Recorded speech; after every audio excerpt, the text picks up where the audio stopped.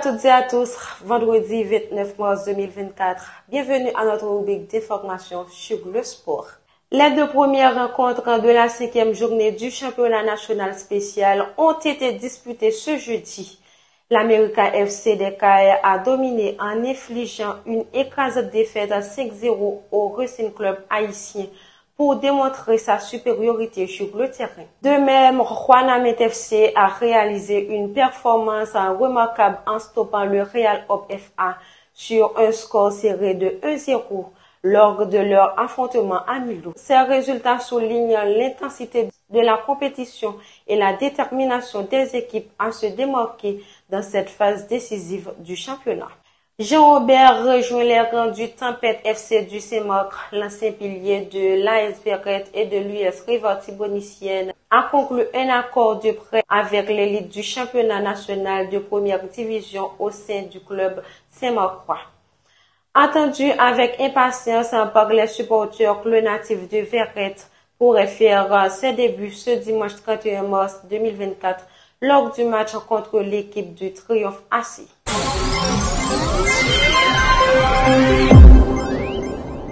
Le sélectionneur de l'équipe nationale haïtienne de futsal, Constantine Constant, a dévoilé aujourd'hui une pré-liste de 25 joueurs en vue des éliminatoires de la CONCACAF pour la Coupe du Monde de la FIFA.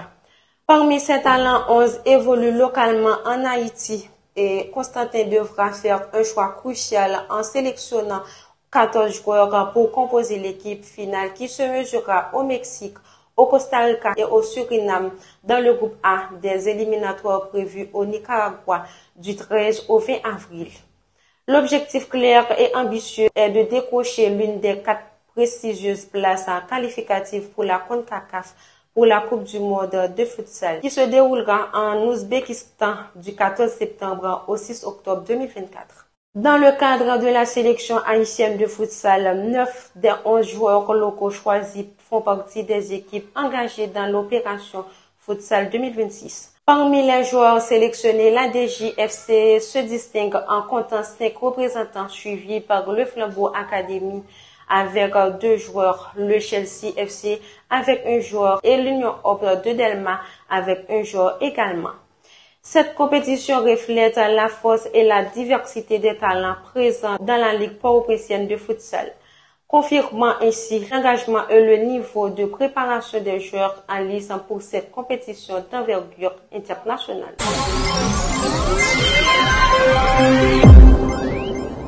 Melchidaël du Mornay et l'Olympique ont décroché leur billet pour les demi-finales de la Ligue des champions féminines. Leur victoire convaincante en 6-2 sur l'ensemble des 2 matchs face à Benfica témoigne de leur détermination et de leur talent indéniable. L'Olympique lyonnais féminin se mesurera face au Paris Saint-Germain dans cette phase décisive de la compétition.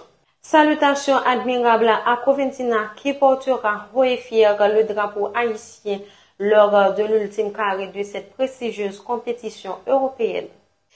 L'ancien joueur du Cavalier AS, Steven Jérôme, a décédé après avoir été poignardé dimanche dernier. Selon des témoins présents sur les lieux, le jeune homme aurait été victime d'une agression alors qu'il participait à une célébration musicale avec son groupe de Rara Chimichan. À présent, la communauté pleure cette tragédie qui frappe de nouvelles la famille du football haïtien et espère que justice sera rendue, que son âme repose en paix.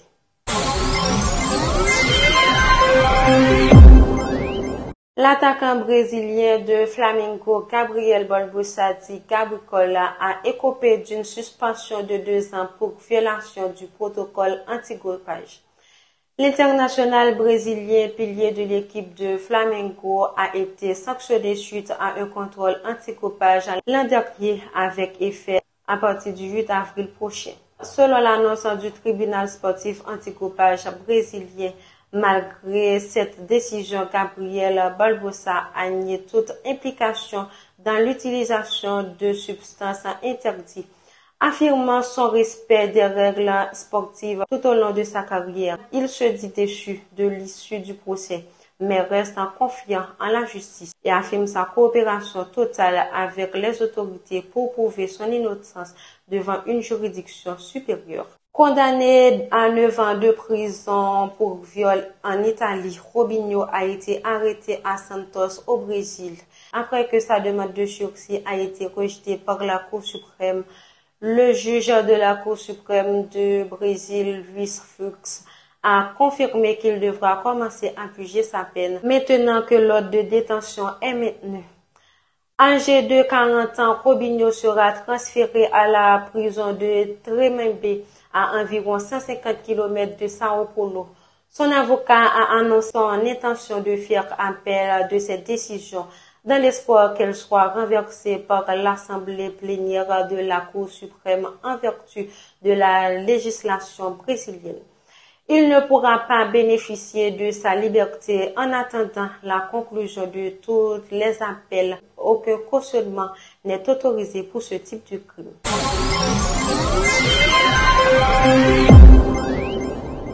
Le Real Madrid semble engagé dans une vague de prolongation visant à consolider son effectif expérimenté. En plus des négociations avec Kylian Mbappé, le club envisage également de prolonger des joueurs clés dont Toni Kroos, Nacho et Lucas Vázquez à l'âge respectif de 34 et 32 ans. Ces cadres de longue date s'apprêtent à signer de nouveaux contrats jusqu'en 2025. Témoignent ainsi de leurs engagements continus envers l'équipe. L'officialisation de ces prolongations est prévue pour la semaine prochaine, renforçant ainsi la stabilité et l'expérience au sein de l'effectif madrilène.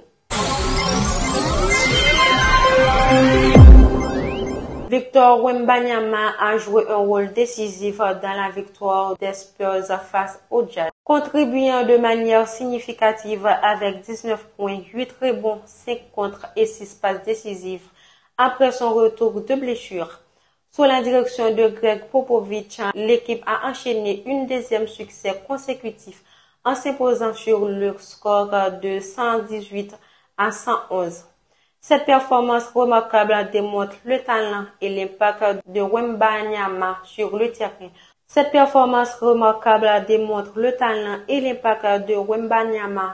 terrain. Confirmant ainsi sa place parmi les joueurs clés de l'équipe. C'est la fin de cette rubrique. Merci de l'avoir suivi. Joyeuse Pâques à toutes et à tous. Au revoir tout le monde. À la prochaine.